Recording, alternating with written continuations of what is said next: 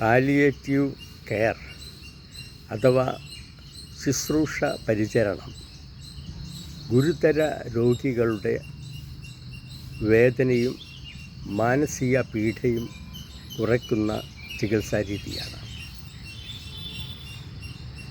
കേരളം ഇതിൽ ലോക പ്രശസ്തമാണ്.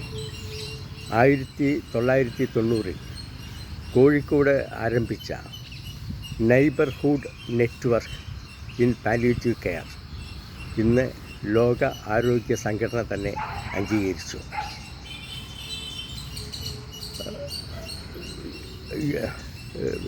ഇന്ന് ഇന്ത്യയിൽ പാലിയേറ്റീവ് കെയർ സേവനത്തിൻ്റെ 70% നടക്കുന്നത് കേരളത്തിലാണ്.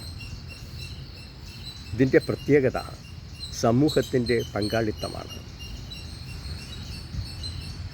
ആയിരക്കണക്കിന് സ്വയം സേവകർ വോളണ്ടിയേഴ്സ് വീടുകളിൽ എത്തിയാണ് മരുന്നും മാനസിക പിന്തുണയും നൽകുന്നത്. ജനങ്ങൾ കൈകോർത്താൽ രോഗികളുടെ വേദന പ്രതീക്ഷയുടെ പ്രകാശമാക്കാം എന്ന് ഇതുവഴി കേരളം തെളിയിച്ചു.